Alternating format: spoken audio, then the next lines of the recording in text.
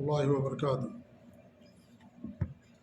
الحمدللہ رب العالمین واشہد ان لا الہ الا اللہ وحدہ لا شریک لہ واشہد ان محمدا عبدہ ورسولہ صلوات اللہ وسلامہ علیہ وعلی آلہ وعلی اصحابہ ومن اہتدی بہدیہ واستنى بسنتہ الی یوم الدین وبعد۔ اللہ کے فضل و کرم سے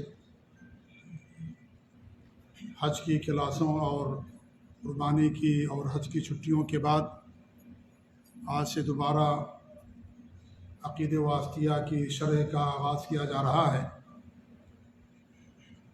اس سے پہلے ہماری گفتگو اللہ رب العالمین کی صفت رحمت کے تعلق تک پہنچی تھی۔ آج بھی انشاءاللہ ہماری گفتگو اسی صفت سے متعلق ہوگی۔ اللہ تعالیٰ کے اسماء اور صفات کا جاننا ہمارے لیے ضروری ہے، کیونکہ اللہ رب العالمین کی معرفت جب تک اللہ تعالیٰ کے نام اور صفات کے بارے میں علم نہیں ہوگا، ہمیں اللہ تعالیٰ کی عظمت اور اس کی قدرت اور اس طریقے سے اللہ رب العالمین کے جو اعمال ہیں، جو صفات ہیں، ہمیں ان کی جانکاری نہیں ہوگی۔ یہی وجہ ہے کہ آج جو اللہ رب العالمین کے ساتھ لوگ شرک کا ارتکاب کرتے ہیں، اس کی سب سے بنیادی وجہ یہ ہے کہ اللہ رب العالمین کی قدرت اور اس کی عظمت اور اس کے اسماء اور صفات کے بارے میں لوگوں کے اندر لا علمی پائی جاتی ہے اور لوگ اس کے تعلق سے غفلت کا شکار ہیں۔ اسی وجہ سے اللہ تعالیٰ کے ساتھ لوگ شرک کا ارتکاب کرتے ہیں۔ اگر اللہ تعالیٰ کی عظمت، اس کی قدرت کا احساس ہو جائے لوگوں کو اور علم ہو جائے تو کوئی اللہ رب العالمین کے ساتھ شرک نہیں کرے، لیکن لوگوں کو اللہ تعالیٰ کے نام و صفات کے بارے میں علم نہیں ہے، اسی لیے لوگ شرک کا ارتکاب کرتے ہیں۔ اللہ نے فرمایا کہ ما قدر اللہ حق قدرہ، لوگوں نے اللہ رب العالمین کی جتنی قدر کرنی چاہیے، جتنا اللہ رب العالمین کے بارے میں لوگوں کے پاس علم ہونا چاہیے، اتنا علم اور قدر نہیں ہے لوگوں کے پاس، اسی لیے لوگ شرک کا ارتکاب کرتے ہیں۔ اسی لیے لوگ شرک کا ارتکاب کرتے ہیں۔ اللہ رب العالمین کی ایک صفت ہے سننا۔ اللہ رب العالمین ہماری بات کو سنتا ہے، ہماری باتوں کو، دعاؤں کو قبول کرتا ہے، لیکن آج بہت سارے لوگ اللہ رب العالمین کو پکارنے کے لیے دوسروں کا واسطہ لیتے ہیں۔ وہ سمجھتے ہیں کہ ڈائریکٹ اللہ تعالیٰ ہماری بات نہیں سنتا ہے، اس لیے کسی اور کا واسطہ لیا جاتا ہے، اس کے طفیل میں دعا کی جاتی ہے کہ فلاں کے صدقے میں، فلاں کے طفیل میں، فلاں کے واسطے سے انسان اللہ تعالیٰ کو پکارتا ہے۔ یہ کیوں ایسا ہوتا ہے؟ کیونکہ اس کو نہیں معلوم ہے اللہ رب العالمین کی صفات کے بارے میں، اللہ تعالیٰ کی قدرت کے بارے میں اسے علم نہیں ہے، اس لیے انسان ایسا کرتا ہے۔ یہی مکہ کے مشرک کرتے تھے کہ ہؤلاء شفاعؤنا عند اللہ، یہ ہمارے اللہ تعالیٰ کے یہاں سفارشی ہیں، وہ ہمارے لیے سفارش کرتے ہیں، ہم ڈائریکٹ اللہ تعالیٰ تک نہیں پہنچ سکتے، اپنی بات اللہ کو نہیں سنا سکتے، یہ ہماری بات اللہ تک پہنچاتے ہیں اور ہماری بات کو اللہ کو سناتے ہیں۔ نعوذ باللہ، گویا کہ اللہ تعالیٰ محتاج ہے لوگوں کی دعاؤں کے سننے کا، کسی کا محتاج ہے۔ گویا کہ جب تک آپ واسطہ نہیں لیں گے، جب تک اللہ تعالیٰ آپ کی بات کو نہیں سنے گا۔ تو یہ اللہ تعالیٰ کے اسماء اور صفات، اللہ تعالیٰ کی قدرت اور اس کے علم اور اس کی عظمت کے بارے میں نہ جاننے کی وجہ سے انسان شرک کا ارتکاب کرتا ہے۔ اس لیے بہت ضروری ہے کہ انسان اللہ تعالیٰ کے اسماء اور صفات کو جانے کہ اللہ تعالیٰ کتنی عظیم ذات ہے۔ اللہ تعالیٰ کی عظمت اسی وقت انسان کو اس کا احساس ہوگا جب اللہ تعالیٰ کے اسماء اور صفات کے بارے میں جانے گا۔ سیدھی سی بات ہے، اگر آپ کسی آدمی کے نام اور اس کے علم اور اس کی صفات اور اس کی قدرت اور اس کا منصب، اس کا مرتبہ اور اس کا جاہ اور کتنی اس کی پہنچ ہے، اگر آپ کو نہیں معلوم ہوگا تو آپ اس آدمی کے بارے میں نہیں جانیں گے، نہیں معلوم ہوگا کہ آپ یہ آدمی کیسا ہے، جب تک کہ آپ کو اس آدمی کے بارے میں پوری معلومات نہ ہو کہ اس کی کتنی پہنچ ہے، کتنی پکڑ ہے، اس کے پاس کتنے، اس کے ہاتھ کتنے لمبے ہیں اور کتنے بڑے بڑے لوگوں تک اس کی پہنچ ہے۔ اگر آپ کو ساری چیزیں اس آدمی کے بارے میں نہیں معلوم ہوگی تو آپ اس آدمی کے بارے میں کچھ نہیں معلوم ہوگا آپ کو۔ آپ اسے ایک عام انسان سمجھیں گے، ایک عام انسان ہے، حالانکہ وہ بہت عظیم انسان ہے، بہت بڑے لوگوں تک اس کی پہنچ ہے، بادشاہ کا مشیر ہے، بادشاہ کا وزیر ہے، آپ کو نہیں معلوم ہے ساری چیزیں، تو آپ اس کو ایک عام انسان سمجھیں گے۔ وہی معاملہ اللہ تعالیٰ کے بارے میں، اگر اللہ تعالیٰ کی قدرت اور اس طریقے اس کی عظمت کے بارے میں آپ کو علم نہیں ہوگا تو ظاہر بات ہے آپ اللہ تعالیٰ تک پہنچنے کے لیے دوسرے کا واسطہ ہی تو لیں گے، اللہ تعالیٰ کے ساتھ شرک ہی تو کریں گے اگر آپ کو نہیں معلوم ہوگا۔ اس لیے بہت ضروری ہے اللہ کے اسماء اور صفات کو جاننا، اور یہ بھی ایک توحید ہے۔ یہ توحید کی 3 قسمیں بتائی جاتی ہیں، آپ لوگوں نے پڑھا اور سنا بھی ہوگا: توحید ربوبیت، توحید الوہیت اور توحید اسماء اور صفات۔ یہ بھی جاننا، توحید اسماء صفات بھی کا علم رکھنا ضروری ہے ہمارے لیے۔ اللہ تعالیٰ کی ایک صفت ہے علم الغیب کی۔ آج دیکھیے لوگ علم الغیب کیا ہے اس کے بارے میں نہ جاننے کی وجہ سے لوگ اللہ تعالیٰ کے علاوہ دوسروں کے بارے میں بھی عقیدہ رکھتے ہیں کہ وہ بھی عالم الغیب ہیں، حالانکہ صفت اللہ تعالیٰ کے ساتھ خاص ہے۔ جیسے اللہ تعالیٰ کے ساتھ خاص ہے اولاد دینا، اللہ کے علاوہ کوئی اولاد نہیں دے سکتا، اللہ کے علاوہ کوئی بارش نہیں برسا سکتا، اللہ کے علاوہ کوئی مار نہیں سکتا، کوئی جلا نہیں سکتا، دنیا کا نظام اللہ تعالیٰ ہی چلانے والا ہے۔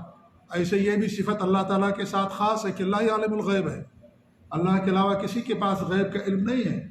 لیکن چونکہ یہ علم نہیں ہے لوگوں کے پاس، اس لیے اللہ رب العالمین کی صفت میں لوگوں کو شریک کرتے ہیں۔ پیروں اور فقیروں کے بارے میں عقیدہ رکھتے ہیں کہ وہ جو بھی عالم الغیب ہیں، وہ بھی جانتے ہیں، ان کے پاس بھی علم الغیب ہے، وہ بتا دیتے ہیں بگڑیاں۔ اور جو ہے آج تو بہت سارے لوگ اس کا دعویٰ بھی کرتے ہیں، لیکن یہ بہت سارے کاہن اور نجومی کہ ہمیں غیب کا علم حاصل ہے۔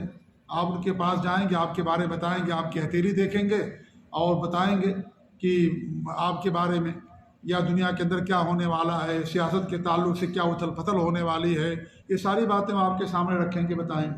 یہ سب جھوٹے لوگ ہیں، مکار لوگ، یہ سب دجال ہیں، ڈاکو ہیں، دین کے لٹیرے ہیں لوگ۔ ایسے لوگوں کے پاس جانے سے 40 دن تک انسان کی نماز قبول نہیں ہوتی ہے۔ اگر آپ ان کی بات کی تصدیق کرتے ہیں کہ جو کہہ رہے ہیں سچ کہہ رہے ہیں، تو آپ گویا کہ دین اسلام سے نکل جاتے ہیں۔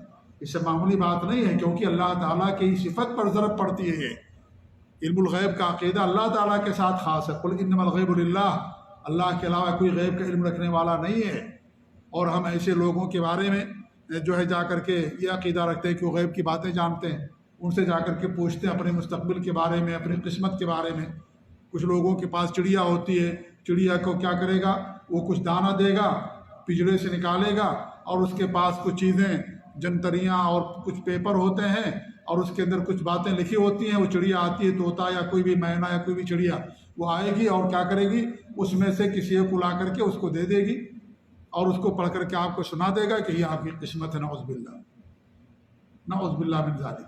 کتنا بڑا شرک ہے یہ، کتنا حرام کام انسان کرتا ہے مسلمان ہو کر کے۔ اس کا تقدیر پر ایمان ہے۔ ہماری تقدیر یہاں دنیا کے اندر کسی پیپر میں نہیں لکھی ہوئی ہے، ہماری تقدیر اللہ لوح محفوظ میں رکھا ہے۔ کسی کو اس کے بارے میں نہیں ہے، اس کو بھی نہیں معلوم ہے، وہ 2 روپے کے لیے کرتا ہے، اتنا بڑا آپ کو غیب کی بات بتاتا ہے، اور در در کی ٹھوکریں کھاتا ہے، کبھی اس ریلوے اسٹیشن پر، کبھی اس چوراہے پر، کبھی اس چوراہے پر جاتا ہے، اور 2 روپے آپ دیتے ہیں، اپنی قسمت معلوم کر لیتے ہیں۔ اتنا بڑا آدمی ہو گیا، وہ اتنا زیادہ جانکار ہو گیا، اس کو خود اپنے بارے میں نہیں معلوم، در در کی ٹھوکریں کھا رہا ہے، 2 روپے کے لیے جو ہے ذلت اور دھوپ اور گرمی اور سختی اور ٹھنڈی برداشت کر رہا ہے 2 روپے کے لیے، اور آپ جا کر کے اس سے اپنی قسمت معلوم کرتے ہیں۔ کیوں ایسا ہوتا ہے؟ کیونکہ اللہ رب العالمین کی جو صفات ہیں اس کے بارے میں اس آدمی کو علم نہیں ہے، اس لیے غیروں کے پاس جاتا ہے، دوسروں کے بارے میں، دوسروں کے در پہ جاتا ہے، اور اس طرح کی حرکتیں کرتا ہے، شرک کہلاتی ہیں۔ اس لیے میرے بھائیو بہت ضروری ہے عقیدے کا علم حاصل کرنا، بہت ضروری ہے اسماء اور صفات کا علم حاصل کرنا۔ جتنا زیادہ آپ اسماء و صفات کے اندر مضبوط ہوں گے، اتنا ہی زیادہ آپ کی توحید مضبوط ہوگی، اللہ پر ایمان آپ کا قوی اور مضبوط ہوگا، اور آپ کے عمل میں کوئی شرک نہیں ہوگا۔ یہ سب اس وجہ سے ہوتا ہے کہ انسان کو اسماء اور صفات کے بارے میں علم نہیں ہوتا ہے۔ اسے بہت بنیادی باتیں ہیں ساری چیزیں، ہم یہ نہیں کہتے پوری تفصیل کا آپ کے پاس علم ہو، لیکن کم سے کم جو بنیادی باتیں ہیں اسماء اور صفات کے تعلق سے، ان تمام چیزوں کا ایک عام آدمی کو بھی علم ہونا چاہیے۔ جو گہرائی کی باتیں ہیں، تفصیلات ہیں، علماء کے لیے آپ چھوڑ دیجیے، کوئی مسئلہ نہیں ہے، لیکن جو بنیادی چیزیں ہیں، یہ عقیدہ کہ علم غیب اللہ کے علاوہ کسی کو حاصل نہیں ہے، کل کیا ہونے والا ہے اللہ کے علاوہ کوئی نہیں جانتا ہے، یا اس طریقے سے اللہ رب العالمین کی صفت ہے سننے کی، اللہ تعالیٰ ہماری بات کو سنتا ہے، اللہ رب العالمین کی صفت ہے علم کی، اللہ رب العالمین کو ہمارے بارے میں تمام چیزوں کا علم ہے، قیامت تک جو کچھ ہونے والا ہے اس کا بھی، جو نہیں ہوا کیوں نہیں ہوا، اگر ہوتا تو کیسے ہوتا، تمام چیزوں کا علم۔ یہ ساری چیزیں بنیادی باتیں ہیں، سب تقدیر سے متعلق ہیں، ان سب چیزوں کے بارے میں آدمی کو علم رکھنا ضروری ہے۔ اگر یہ علم نہیں ہوگا تو انسان شرک کا ارتکاب کر بیٹھے گا۔ تو اس لیے میرے بھائیوں بہت ضروری باتیں ہیں، اس کے بارے میں ہمارے لیے جاننا ضروری ہے۔ تو یہ کتاب عقیدہ واسطیہ ہے، اپنے دور کے ایک عظیم مجدد علامہ امام ابن تیمیہ رحمۃ اللہ علیہ کی تصنیف ہے عقیدہ واسطیہ، جس کے اندر انہوں نے سلف صالحین کے، صحابہ تابعین، تبع تابعین اور جو ان کے نقش قدم پر چلنے والے ہیں ان کے عقیدے کو بیان کیا ہے اللہ تعالیٰ کے تعلق سے، خاص طور سے اسماء اور صفات کے تعلق سے، کیونکہ جس زمانے میں پیدا ہوئے اس زمانے بڑی گمراہیاں تھیں۔ لوگ اللہ کے ناموں کا انکار کرتے تھے، صفات کا انکار کرتے تھے، یا کچھ صفات کو مانتے تھے باقی صفات کا انکار کرتے تھے، غلط تعویل کرتے تھے، غلط معنی بیان کرتے تھے۔ آج بھی ایسے لوگ ہیں، ایسا نہیں کہ وہ لوگ ختم ہو گئے ہیں، وہ سارے لوگ آج بھی پائے جاتے ہیں جو اللہ رب العالمین کی صفات کا انکار کرتے ہیں، یا کچھ صفات کو مانیں گے باقی تمام صفات کی غلط معنی بیان کریں گے، اسی غلط توجیہ کرتے ہیں۔ ایسے لوگ ہمارے معاشرے، ہمارے ملک کے اندر پائے جاتے ہیں۔ اس لیے جاننا ضروری ہے، ساری صفات اور ان تمام چیزوں کا علم رکھنا ہمارے لیے بے حد ضروری ہے۔ رحمت کی صفت پر ہماری گفتگو چل رہی تھی کہ اللہ تعالیٰ کی ایک صفت ہے رحمت، اللہ کا نام ہے الرحمن الرحیم، اور یہ حقیقی صفت ہے۔ یہ نہیں کہ لوگ رحمت کی صفت کا انکار کرتے ہیں اور کہتے ہیں کہ رحمت کا معنی یہ ہے کہ اللہ تعالیٰ ثواب دینے والا ہے، اللہ تعالیٰ اجر دینے والا۔ بھائی اللہ ثواب دینے والا تو ہے ہی ہے، اس کا کوئی انکار کرنے والا ہے، لیکن کہتے ہیں رحمت کا معنی یہ ہے کہ اللہ ثواب دینے والا، اللہ اجر دینے والا۔ یہ اللہ اجر دینے والا ہے، یہ اللہ ثواب دینے والا، اللہ عذاب دینے والا، اللہ رب العالمین یہ سب یہ چیزیں کرنے والا تو ہے ہی ہے، لیکن اللہ رب العالمین کی صفت رحمت کی بھی، بندے کے پاس بھی رحمت کی صفت ہوتی ہے، لیکن بندے اور اللہ رب العالمین کے درمیان فرق ہے اللہ اور اس کے اور بندوں کے درمیان۔ جیسے آپ دیکھتے ہیں کہ جو بھی پھل دنیا کے اندر ہم کھاتے ہیں، یہ سارے پھل قیامت کے دن جنت کے اندر ملیں گے، یہی سارے پھل ہوں گے جو دنیا کے اندر ہم کھاتے ہیں، لیکن کیا یہ پھل اور وہ پھل دونوں برابر ہوں گے؟ نہیں، وہ خوشبو کے لحاظ سے، ذائقے کے لحاظ سے، حجم کے لحاظ سے، تمام چیزوں کے اندر فرق ہوگا جی، لیکن نام وہی ہوگا، لیکن صفت کے اندر فرق ہوگا، کیفیت کے اندر فرق ہوگا۔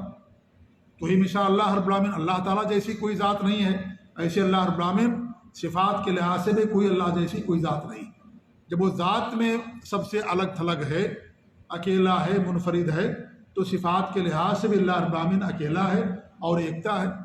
جی ہاں، تو یہ نام کی مشابہت سے، اسی وجہ سے لوگوں نے کیا کیا، صفات کا انکار کر دیا کہ بندے کے اندر بھی رحمت کی صفت ہے، اللہ تعالیٰ کے اندر بھی ہے، لہذا دونوں ایک جیسے ہوگے، نعوذ باللہ من ذالک۔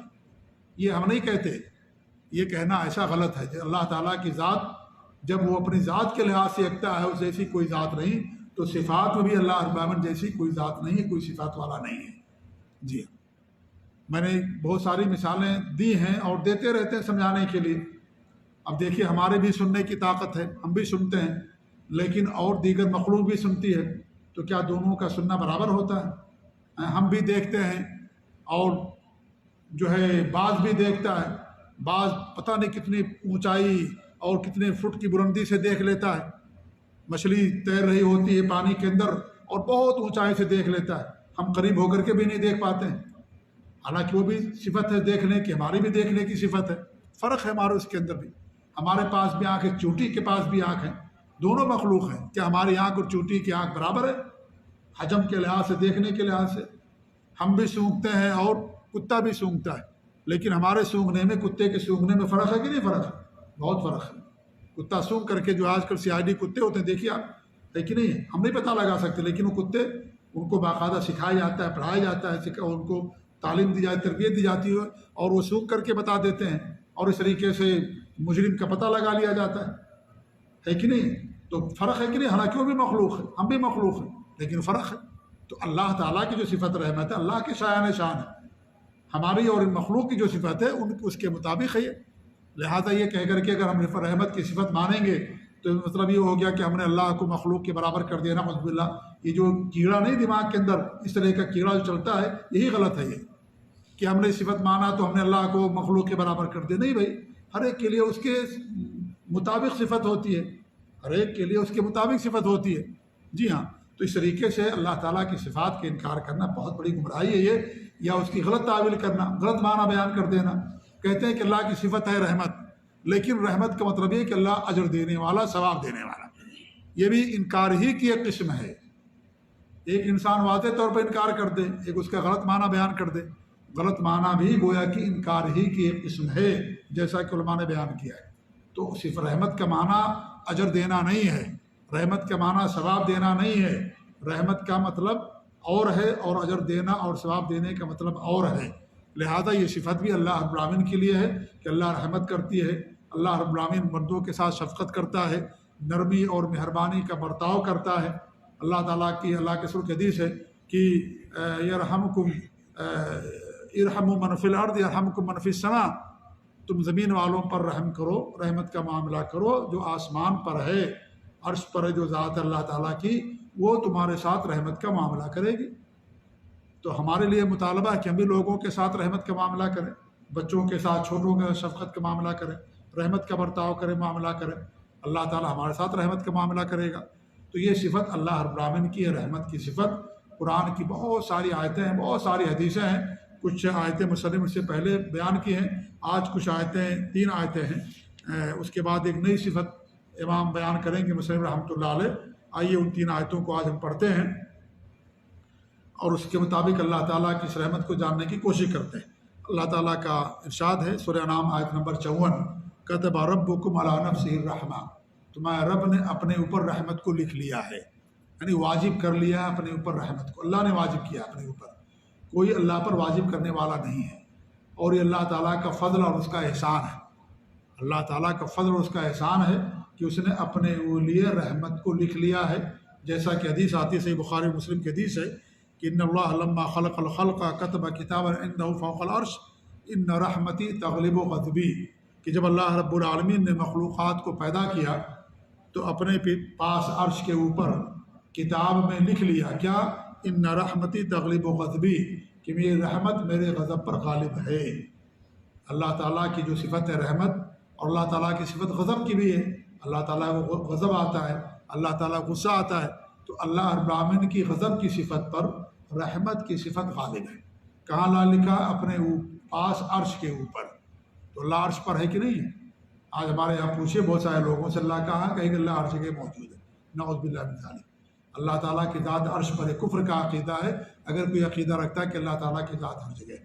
اللہ رب العالمین عرش پر ہے، اس حدیث سے بھی معلوم ہوا جو صحیح بخاری اور مسلم کی حدیث ہے کہ ان اللہ لما خلق الخلق کتب کتابا عنده فوق العرش، اپنے پاس عرش پر اللہ رب العالمین نے کتاب کے اندر لکھ لیا ہے کہ میری رحمت میرے غضب پر غالب ہے۔ تو اللہ رب العالمین کی رحمت ہے یہ، اور اللہ رب العالمین نے اپنے اوپر اس کو واجب کیا ہے، یہ اللہ کا فضل اور اس کا احسان ہے، اور کسی نے اللہ رب العالمین پر اس کو واجب نہیں کیا ہے۔ جیسے وہ حدیث آتی بخاری مسلم کی، معاذ بن جبل رضی اللہ تعالیٰ عنہ صلی اللہ کے رسول نے سوال کیا، ما حق اللہ علی العباد، اللہ تعالیٰ کا حق کیا ہے بندوں پر؟ تو انہوں نے کہا کہ اللہ اور اس کے رسول زیادہ جانتے ہیں۔ تو ہمارے نبی نے کیا فرمایا کہ اللہ تعالیٰ کا حق بندوں پر یہ ہے ان یعبدوہ ولا یشرکوا بہ شیئا، کہ وہ خالص اللہ کی عبادت کریں، اللہ تعالیٰ کے ساتھ کچھ بھی شرک نہ کریں۔ عبادت بھی صرف اللہ کی، اللہ تعالیٰ کے ساتھ شرک بھی نہیں کرنا ہے۔ عبادت کافی نہیں ہے، یہ بھی ضروری ہے کہ انسان عبادت کے ساتھ ساتھ اللہ تعالیٰ کے ساتھ شرک بھی نہ کرے۔ اگر ایک انسان عبادت کرتا ہے، روزہ، نماز، حج، زکوٰۃ سب کچھ کرتا ہے، لیکن اللہ تعالیٰ کے ساتھ شرک کرتا ہے، اس عبادت کا اس کو کوئی فائدہ نہیں ہوگا۔ یہ ساری عبادتیں اس کی رائے گاہ اور برباد ہو جائیں گی، اللہ اس کے سارے اعمال کو برباد کر دے گا، کیونکہ اللہ رب العالمین نے ارشاد فرمایا ہے کہ اگر تم شرک کرو گے اللہ تعالیٰ تمہارے سارے اعمال کو برباد کر دے گا، سارے اعمال کو اللہ برباد کر دے گا، ساری عبادتیں رائے گاہ برباد ہو جائیں گی۔ تو عبادت کے ساتھ ساتھ شرک سے بھی اپنے آپ کو بچانا ہے۔ پھر ہمارے نبی نے پوچھا کہ بندوں کا وما حق العباد علی اللہ، بندوں کا حق کیا ہے اللہ پر؟ تو حضرت معاذ بن جبل رضی اللہ عنہ نے فرمایا کہ اللہ اور اس کے رسول زیادہ بہتر جانتے ہیں۔ تو ہمارے نبی نے کیا فرمایا کہ اللہ تعالیٰ پر بندوں کا حق یہ ہے کہ جو بندے اللہ تعالیٰ کی عبادت کریں، اس کے ساتھ شرک نہ کریں، کہ اللہ رب العالمین ان کو عذاب نہ دے، یعنی ان کو جنت کے اندر داخل کرے۔ تو اللہ تعالیٰ پر بندوں کا حق کیا ہے؟ یہ اللہ کا تفضل، اللہ کا احسان، اس کا کرم ہے یہ کیونکہ کوئی بھی بندہ اپنے اعمال کی بدولت جنت کے اندر نہیں جائے گا جب تک کہ اللہ تعالیٰ کی رحمت نہیں ہوگی۔ اللہ کی رحمت ہوگی تبھی انسان جنت کا حقدار ہوگا، کیونکہ اللہ تعالیٰ کے اتنے احسانات ہیں کہ ان احسانات کا انسان بدلہ ہی نہیں چکا سکتا ہے۔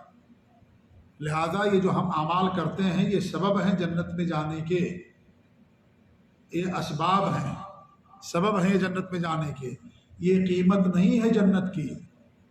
جنت انمول ہے، جنت کی کوئی قیمت نہیں ہے، جنت کی کوئی قیمت نہیں ہے۔ یہ ہمارے جو اعمال ہیں جنت میں جانے کا صرف سبب اور ذریعہ ہیں، یہ بدلہ نہیں ہے کہ ہم نے کر لیا تو ہم حقیقت میں جنت کے پورے وہ ہو گئے جب تک کہ اللہ کی رحمت نہ ہو۔ نہیں، اللہ کے رسول کی حدیث ہے کہ تم میں سے کوئی جنت میں اپنے عمل کی بدولت نہیں داخل ہو سکتا۔ لوگوں نے کہا کہ آپ بھی اللہ کے رسول صلی اللہ علیہ وسلم، تو آپ نے کہا کہ میں بھی، جب تک کہ اللہ رب العالمین کی رحمت مجھ کو شامل نہ ہو۔ اللہ کی رحمت شامل نہیں ہوگی میں بھی جنت کے اندر نہیں جا سکتا۔ کون فرما رہا؟ اللہ کے رسول صلی اللہ علیہ وسلم فرما رہے ہیں، اسے مسلم کی روایت ہے۔ تو یہ ہمارے اعمال یہ قیمت نہیں ہے، یہ بدلہ نہیں ہے کہ آپ نے کر لیا تو اس کا بدلہ جنت نہیں ہے، یہ جنت میں جانے کا سبب ہیں۔ جن کے پاس یہ اعمال ہوں گے اسے اللہ تعالیٰ کی رحمت ملے گی، یہ سبب ہے اللہ کی رحمت پانے کے، جنت پانے کے اسباب ہیں۔ یہ بدلہ نہیں ہے کہ آپ نے کر لیا تو اس طریقے سے آپ کو چیز مل جائے گی، نہیں، یہ سبب ہے۔ یہ اللہ کی رحمت شامل ہوگی تب انسان جنت کا حقدار ہوگا، اگر شامل نہیں ہوگی تو انسان جنت کا حقدار نہیں ہوگا۔ لیکن اللہ تعالیٰ انہی لوگوں کے ساتھ رحمت کا کرے گا معاملات آخرت کے اندر جو اللہ تعالیٰ کی عبادت کرنے والے ہوں گے۔ جس کے پاس یہ سبب نہیں ہوگا ان کے ساتھ اللہ کی رحمت نہیں ہوگی۔ اس لیے ہمیں عمل کرنا ہے اللہ تعالیٰ کی رحمت کو پانے کے لیے، یہ ہمارے اسباب ہیں۔ یہ جنت کی قیمت نہیں ہے کہ ہم نے جو یہ سب عمل کیا دنیا کے اندر، یہ جنت کی قیمت نہیں، جنت کی کوئی قیمت نہیں ہے۔ جنت میں کوئی اپنے اعمال کی بدولت بدلے کے طور پر نہیں جا سکتا، یہ اللہ رب العالمین کی رحمت ہوگی تبھی انسان جنت کے اندر جائے گا۔ اور ایک حدیث آتی ہے، ابو داؤد کی روایت، امام البانی رحمۃ اللہ علیہ نے اس کو صحیح قرار دیا ہے، اور وہ حدیث یہ ہے کہ ایک تابعی ہیں، ان کا نام عبداللہ بن فیروز الدیلمی رحمۃ اللہ علیہ، وہ ابی بن کعب رضی اللہ عنہ کے پاس گئے اور کہنے لگے کہ میرے اندر کچھ تقدیر کے تعلق سے کچھ شکوک و شبہات ہیں، آپ کچھ ہمیں بتائیے تاکہ وہ چیز ہم سے دور ہو جائے۔ تو ابی بن کعب رضی اللہ عنہ نے فرمایا کہ لو عذب اللہ اہل سماواتی و اہل ارضہ لعذبہم وما غیر ظالم لہم، کہ اللہ رب العالمین اگر آسمان والوں کو، زمین والوں کو عذاب دے دے تو وہ ان پر ظلم کرنے والا نہیں ہوگا، یعنی اللہ تعالیٰ کا ظلم نہیں ہوگا۔ یہ اگر وہ بندوں کو، پورے آسمان والوں کو، پوری زمین والوں کو اللہ تعالیٰ عذاب دے دے تو یہ اللہ تعالیٰ کا ظلم نہیں ہوگا ان کے اوپر کہ اللہ نے ان پر ظلم کیا ہے، یہ ظلم نہیں ہوگا۔ کیوں؟ اس لیے کہ انسان کے جو اعمال ہیں وہ اعمال جنت کا بدلہ نہیں ہیں، وہ جنت میں جانے کے اسباب ہیں، اللہ کی رحمت کے اسباب ہیں۔ لہذا انسان گنہگار ہے، کتنا گناہ انسان کرتا ہے، لہذا اللہ تعالیٰ کی طرف سے ان لوگوں پر ظلم نہیں ہوگا۔ وَلَوْ رَحِمَهُمْ لَكَانَتْ رَحْمَتُهُ خَيْرًا لَهُمْ، اور اگر اللہ تعالیٰ ان پر رحم کرے تو اللہ تعالیٰ کی رحمت ان کے لیے بہتر ہوگی، یہ اللہ تعالیٰ کی طرف سے خیر ہوگا، اللہ کا احسان ہوگا۔ اگر اللہ تعالیٰ ان پر رحم کرے، رحمت کا معاملہ کرے، اگر عذاب دے دے تو اللہ رب العالمین ظلم کرنے والا نہیں ہوگا۔ اور کیوں؟ اس لیے کہ کوئی بھی انسان اپنے اعمال کی بدولت جنت کا حقدار نہیں ہو سکتا ہے جب تک کہ اللہ رب العالمین کی رحمت نہیں ہوگی۔ اللہ تعالیٰ کتنے احسانات ہمارے اوپر، ایک انسان کے جسم میں کتنے احسانات ہیں، ایک انسان ایک نعمت کا شکریہ انسان زندگی بھر ادا نہیں کر سکتا ہے، تو کتنی ساری نعمتیں اللہ رب العالمین کے ہمارے جسم کے اندر ہیں، اور دیگر نعمتوں کو آپ دیکھ لیجئے۔ لہذا یہ جو ہم اعمال کرتے ہیں یہ بدلہ نہیں ہے جنت کا، بلکہ اسباب ہیں جنت میں جانے کے۔ تو اب ابی بن کعب نے فرمایا رضی اللہ تعالیٰ عنہ نے کہ اگر اللہ رب العالمین سب کو عذاب دے دے تو اللہ رب العالمین کسی پر ظلم کرنے والا نہیں ہوگا۔ اور پھر یہ فرمایا انہوں نے کہ اگر تم احد پہاڑ کے برابر بھی اللہ کی راہ میں سونا خرچ کر دو تو اللہ رب العالمین تم سے اسے قبول نہیں کرے گا جب تک کہ تم تقدیر پر ایمان نہ لے آؤ، اور جب تک تمہارا یہ اس پر ایمان نہ ہو کہ اللہ رب العالمین نے جو کچھ تمہیں لکھ دیا ہے وہ تمہیں پہنچ کر کے رہے گی۔ اللہ نے جو بھی لکھ دیا ہے وہ ہمیں پہنچ کر کے رہے گی، کبھی وہ ہم سے ضائع نہیں ہوگی، اور اللہ نے جو نہیں لکھا ہے وہ کبھی ہم کو حاصل نہیں ہوگی جب تک کہ تمہارا اس پر ایمان نہ ہو جائے۔ اور اگر تم اس کے علاوہ کسی اور چیز پر مرو گے لدخلت النار، تو تم جہنم کے اندر چلے جاؤ گے۔ یعنی اگر تم نے تقدیر کا انکار کر دیا اور یہ تمہارا ایمان نہیں ہوا کہ اللہ نے جو کچھ لکھ دیا وہ مل کر کے رہے گی اور جو نہیں لکھا وہ ہمیں کبھی نہیں ملے گی، اگر تمہارا اس پر ایمان نہیں ہوگا تو تم جہنم کے اندر جاؤ گے۔ لہذا تقدیر پر ایمان رکھنا واجب اور ضروری ہے انسان کے لیے۔ پھر انہوں نے کہا کہ عبداللہ بن مسعود کے پاس چلے جاؤ۔ عبداللہ بن مسعود رضی اللہ عنہ کے پاس گئے، علماء کے پاس بھیجا، انہوں نے کہا جاؤ ان کے پاس، انہوں نے بھی یہی باتیں بتائی۔ پھر عبداللہ بن مسعود نے کہا کہ حذیفہ بن یمان کے پاس چلے جاؤ، جو حذیفہ بن یمان ہمراز رسول ہیں، ان کے پاس گئے۔ عبداللہ بن فیروز الدیلمی، انہوں نے بھی ان کو یہ ساری باتیں بتائی۔ پھر انہوں نے کہا کہ زید بن ثابت کے پاس جاؤ۔ زید بن ثابت سب سے زیادہ میراث کے جاننے والے تھے صحابہ میں، ان کے پاس جاؤ۔ سب علماء ہیں یہ، کیونکہ علماء سے میں علم حاصل کرنا ہے، اہل غیرے سے نہیں لینا ہے کہ کوئی داڑھی والا مل گیا آپ کو، کوئی فیس بک پر مل گیا، کوئی واٹس ایپ پر مل گیا، کوئی ایسی مل گیا، اس سے آپ نے علم حاصل کرنا شروع کر دیا۔ نہیں، علم حاصل کریں گے علماء سے، جیسا آپ علاج کراتے ہیں ڈاکٹروں سے، ایسے علم بھی آپ کو علماء سے حاصل کرنا ہے۔ جو علم کے ڈاکٹر، ان سے آپ کو علم حاصل کرنا ہے، ہر اہل غیرے سے نہیں آپ کو علم حاصل کرنا ہے۔ کوئی بھی دعویٰ کر لے اور اپنا اسٹیج لگا لے اور ٹیبل لگا لے اور فتویٰ دینا شروع کر دے اور دعوت تبلیغ کے کام کرنا شروع کر دے، نہیں، آپ کو علماء سے لینا، جو علماء ان سے لینا۔ کن کے پاس بھیجا؟ عمر بن کعب، علماء کے پاس۔ کن کے پاس؟ عبداللہ بن مسعود رضی اللہ تعالیٰ، فقیہ امت ان کو کہا جاتا ہے۔ حذیفہ بن یمان جو ہمراز رسول ہے صلی اللہ علیہ وسلم، اللہ کے رسول کے رازداں تھے، بہت ساری حدیثوں کا علم انہی کے پاس تھا، راز کا ہے، یعنی جو منافقین تھے ان کے نام انہی کے پاس تھے، ہمارے نبی نے ان کے علاوہ کسی اور کو نہیں بتایا تھا، انہی کو بتایا تھا، کہ ان کو حذیفہ رضی اللہ تعالیٰ عنہ کو۔ ایسے ہی جو قیامت سے متعلق اور فتنوں سے متعلق حدیثیں ہیں، اس کے روایت کرنے والے حضرت حذیفہ بن یمان رضی اللہ تعالیٰ عنہ، ان کے پاس بھیجا۔ انہوں نے کس کے پاس بھیجا؟ زید بن ثابت کے پاس بھیجا رضی اللہ تعالیٰ عنہ، جو سب سے زیادہ علم میراث کے ماہر تھے۔ زید بن ثابت رضی اللہ تعالیٰ عنہ قرآن کی بھی ماہر تھے، ان کے پاس بھیجا۔ تو علماء سے علم حاصل کرنا ہے، ایسے نہیں ارے غیر نتو خیر سے جا کر کے جیسے آپ علاج نہیں کراتے ہو ایسے ان سے علم نہیں حاصل کرنا ہے، کیونکہ اگر ڈاکٹر کوئی نہیں ہے تو آپ کے جسم کو وہ نقصان پہنچائے گا، جو علم والا نہیں آپ کے دین کو نقصان پہنچائے گا، اور دین کا نقصان بڑا نقصان ہے۔ جسم کے نقصان کی بھرپائی ہو سکتی ہے، اور اگر بھرپائی نہیں ہوئی تو کوئی مسئلہ نہیں ہے، موت تو آنی ہی آنی، آج نہیں تو کل آئے گی، لیکن دین اگر نقصان ہو گیا تو اس کی بھرپائی نہیں ہوگی، اس کا خسارہ آخرت میں آپ کو سمجھ میں آئے گا۔ جی ہاں، تو انہوں نے حضرت زید بن ثابت کے پاس بھیجا۔ تو زید بن ثابت رضی اللہ تعالیٰ عنہ نے یہ حدیث سنائی کہ اللہ کے رسول صلی اللہ علیہ وسلم سے میں نے سنا، کیا سنا؟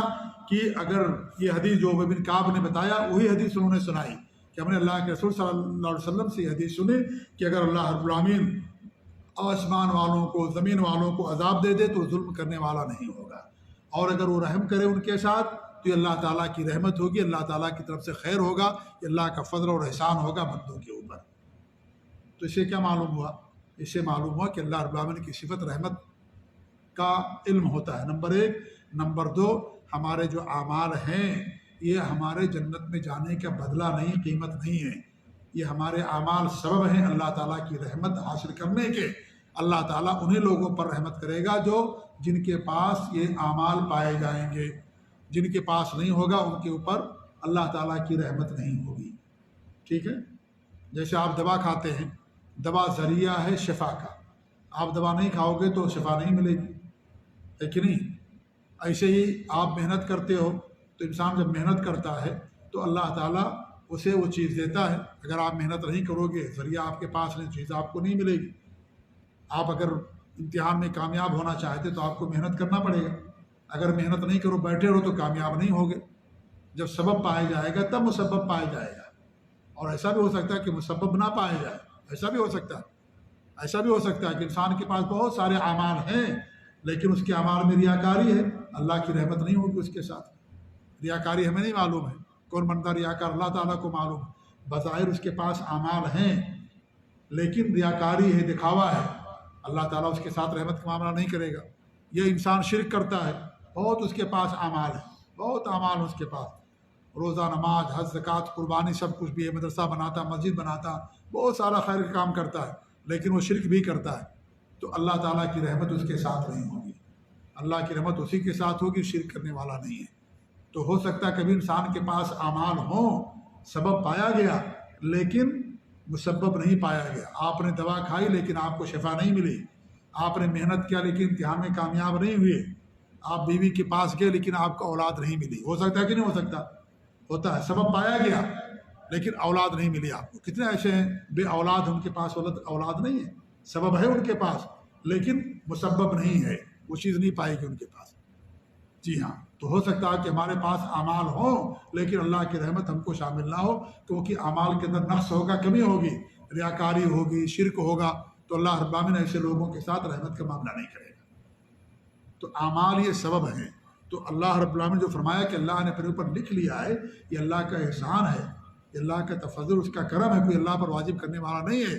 یہ دنیا کی مثال نہیں کہ آپ کسی بند کے آپ پر کسی کا کوئی حق واجب ہوتا ہے، جیسے آپ کی اولاد ہے، ان کا نان نفقہ آپ کے اوپر واجب ہے، آپ کی بیوی ہے، اس کا نان نفقہ خرچ آپ کے اوپر واجب ہے، ضروری ہے، اگر آپ نہیں کریں گے تو گنہگار ہوں گے۔ یہ معاملہ اللہ تعالیٰ کے ساتھ نہیں ہے کہ اللہ پر واجب ہے، اللہ تعالیٰ جو ہے یہ کرے گا ہی، کوئی واجب کرنے والا اللہ رب العالمین پر نہیں۔ یہ اللہ تعالیٰ کی رحمت ہے کہ اللہ رب العالمین نے ایسا کیا اپنے اوپر۔ کتب ربکم علی نفسہ الرحمہ، یہ جو حدیثیں بتائی گئیں اسی لیے بتائی جا رہی ہیں کہ اللہ رب العالمین کا فضل اور اس کا احسان ہے۔ یہ بندوں جیسا نہیں ہے کہ آپ نے کسی کیا نوکری کی اور آپ کی تنخواہ طے ہے تو واجب ہے اس آدمی کو اتنی تنخواہ دینا۔ اگر آپ نے کوئی کمی نہیں کی، کوئی نقص نہیں کیا، تو وہ واجب ہے کہ آپ نے اگر پوری نوکری کی ہے، پوری ڈیوٹی کی، تو واجب ہے کہ وہ آپ کو اتنی تنخواہ دے، اس پر واجب ہے۔ یہ اللہ تعالیٰ کے ساتھ یہ معاملہ نہیں ہے یہ کہ اللہ کے اوپر یہ چیز واجب ہے، نہیں، اللہ تعالیٰ کا احسان ہوگا، اللہ تعالیٰ کا کرم ہوگا، اللہ کی رحمت ہوگی، کیونکہ اللہ تعالیٰ کے اتنے احسانات ہیں کہ اللہ تعالیٰ کے کسی بھی نعمت کا انسان شکر ادا نہیں کر سکتا۔ تو یہاں پر رحمت کی صفت ثابت ہوئی جو اللہ تعالیٰ کے لیے حقیقی ہے، کیفیت کا ہمیں علم نہیں ہے، لیکن اللہ تعالیٰ کی حقیقی صفت ہے جو اللہ کے شان شان۔ وہ الغفور رحیم، دوسری آیت انہوں نے پیش کی، یہ سورہ یونس آیت نمبر 107 کہ اللہ تعالیٰ معاف کرنے والا، مہربان، رحم دل ہے۔ اور رحیم کی صفت اس سے پہلے بھی یہ نام گزر چکا ہے، بسم اللہ الرحمن الرحیم میں الرحیم، اللہ کا نام ہے الرحیم، اللہ کا نام الرحیم ہے، اس لیے عبد الرحیم نام رکھتے ہیں۔ جی ہاں، رحیم مانے رحمت کرنے والا، مہربان، رحم دل، تو یہ بھی اللہ تعالیٰ کا نام بھی الرحیم، اسی سے اللہ تعالیٰ کی صفت رحمت ثابت ہوتی ہے۔ اس کے بعد مصنف نے دوسری آیت پیش کی رحمت کی صفت کے حوالے سے، فَاللَّهُ خَيْرٌ حَافِظًا وَهُوَ أَرْحَمُ الرَّاحِمِينَ، سورہ یوسف آیت نمبر 64 کہ اللہ تعالیٰ ہی بہتر نگراں ہے، اللہ تعالیٰ ہی بہتر محافظ ہے۔ بہتر نگرانی کرنے والا کون؟ اللہ تعالیٰ ہے۔ آپ دیکھیں دنیا کی نگرانی، دنیا کا نظام کون چلا رہا ہے؟ اللہ رب العالمین چلا رہا ہے، وہی سب کی نگرانی کر رہا ہے، اللہ ہی سب کا محافظ ہے۔ کہتے ہیں اللہ حافظ، جب انسان جو ہے کسی سے رخصت ہوتا ہے تو کیا کہتا ہے؟ اللہ حافظ کہتا ہے، حالانکہ اس کا ثبوت نہیں حدیث سے، لیکن یہ ہے کہ انسان کہتا ہے عام طور پر یہ۔ تو حافظ یعنی اللہ رب العالمین نگراں ہے، حفاظت کرنے والا۔ اور جو اللہ تعالیٰ کی حفاظت ہے، ایک تو ہمارے اعمال کی حفاظت ہے، اللہ تعالیٰ ہمارے اعمال کی بھی حفاظت کرنے والا ہے، چاہے اعمال خیر ہیں یا شر ہیں، اچھے ہیں یا برے ہیں، اللہ تعالیٰ سارے اعمال کی حفاظت کرنے والا ہے۔ آپ کی کوئی بھی نیکی ضائع برباد نہیں ہوگی، چاہے ذرے کے برابر بھی کیوں نہ ہو۔ فَمَن يَعْمَلْ مِثْقَالَ ذَرَّةٍ خَيْرًا يَرَهُ، ذرہ برابر بھی کوئی عمل کرے گا خیر کا، قیامت کے دن دیکھے گا۔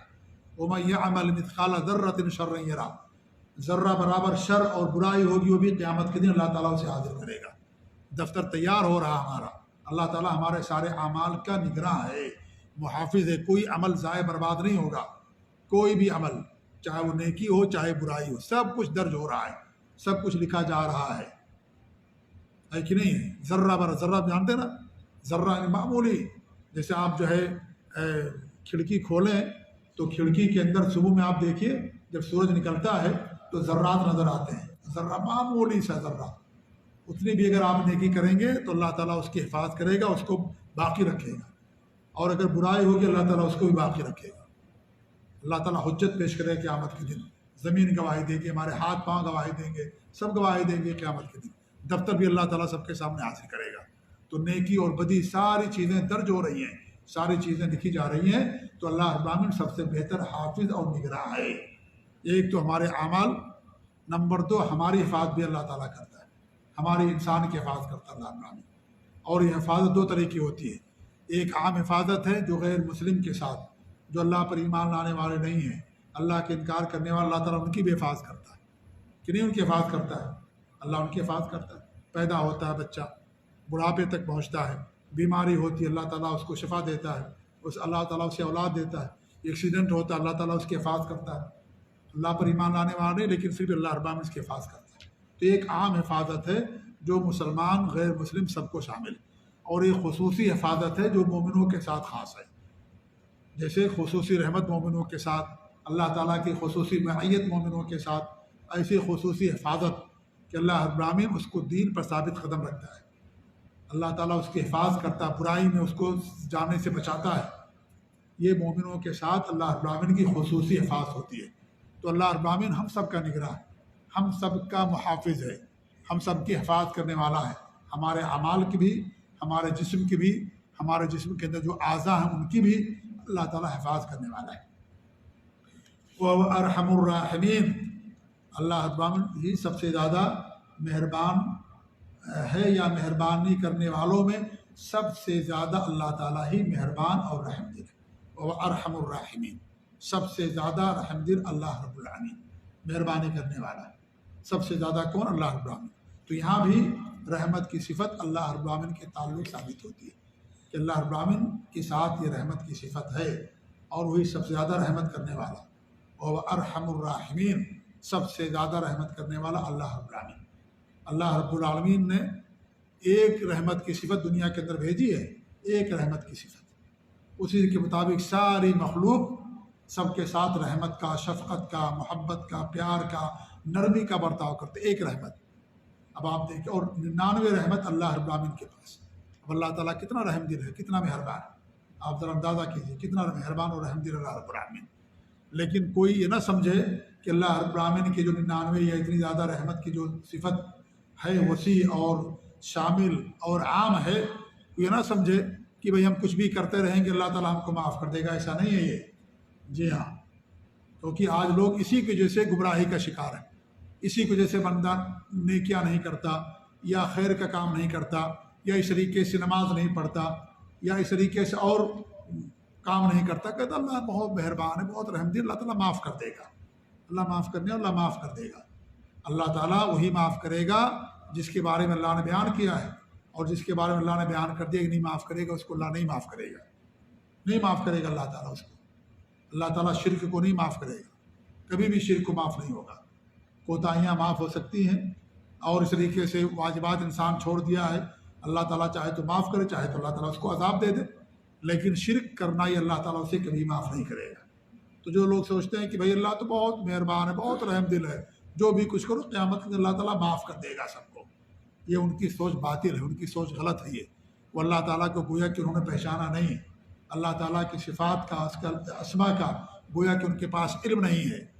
جی ہاں، اللہ تعالیٰ کا صاف فرمانا کہ اللہ تعالیٰ شرک کو معاف نہیں کرے گا، باقی دیگر چیزوں کو اللہ تعالیٰ کی مرضی، اللہ تعالیٰ چاہے تو معاف کر دے، چاہے تو معاف نہ کرے، چاہے معاف کرے چاہے نہ معاف کرے۔ لیکن کیا انسان آخرت کے عذاب کو برداشت کر سکتا ہے؟ دنیا کے اندر ہم دھوپ کو برداشت نہیں کر سکتے ہیں، تھوڑی سی گرمی ہوتی انسان پریشان ہو جاتا ہے، پسینے میں شرابور ہو جاتا ہے، دھوپ میں انسان سورج کو نہیں دیکھ سکتا ہے، اور گرمی کو برداشت نہیں کر سکتا ہے، تو جہنم کی گرمی کو کیسے انسان برداشت کرے گا؟ کیسے انسان کہہ دیتا ہے کہ بھئی اللہ دیکھا جائے گا قیامت کے دن اللہ تعالیٰ سب کو معاف کر دے گا؟ ایسا نہیں ہے، اللہ تعالیٰ ان گناہوں کو نہیں معاف کرے گا جن کے بارے میں اللہ نے فرما دیا ہے، اور بڑے گناہ انسان جو کرے گا شرک کے علاوہ اللہ تعالیٰ کی مشیت، اللہ تعالیٰ چاہے تو معاف کرے چاہے تو معاف نہ کرے، کوئی اللہ رب العالمین پر زبردستی کرنے والا نہیں ہے کہ اللہ تعالیٰ تو معافی کر دے ہم کو، نہیں، کوئی نہیں زبردستی کر سکتا ہے۔ تو بہرحال کہنے کا مقصد یہ ہے کہ ساری آیتیں جو آج پڑھی گئیں، اس سے پہلے جو آیتیں پڑھی گئیں، ان تمام آیتوں میں اللہ تعالیٰ کی رحمت کی صفت ثابت ہوتی ہے، اور یہ ہم جو ہے سلف صالحین کے عقیدے پر ہیں، ان کا عقیدہ کہ اللہ تعالیٰ کے ساتھ رحمت کی صفت ہے، اور اللہ رب العالمین سے متصف ہے اور ہمیشہ متصف رہے گا، اور اللہ تعالیٰ کی شایان ثانی صفت ہے یہ، اور یہ حقیقی صفت ہے، اور اس صفت کا غلط معنی نہیں بیان کیا جائے گا، جیسا کہ اہل بدعت بیان کرتے ہیں کہ صفت رحمت کا معنی یہ ہے کہ اللہ اجر دینے والا، ثواب دینے والا۔ یہ ان کا کہنا غلط ہے، کیونکہ اللہ تعالیٰ اجر اور ثواب دینے والا دیگر صفات سے دیگر آیتوں ثابت ہے۔ یہ تو رحمت کی صفت اللہ تعالیٰ کے لیے ہے۔ اللہ تعالیٰ دعا کہ اللہ رب العالمین ہم سب کو سلف صالحین کے عقیدے اور منہج پر قائم رکھے، اور اللہ رب العالمین قیامت کے دن ہمیں اپنی رحمت کے آغوش میں ڈھانپ لے، اور اللہ رب العالمین ہمارے ساتھ رحمت کا معاملہ فرمائے۔ آمین رب العالمین۔ وصلی اللہ علی محمد وعلی آلہ و صحبہ اجمعین۔ جزاکم اللہ خیر، والسلام علیکم ورحمۃ اللہ وبرکاتہ۔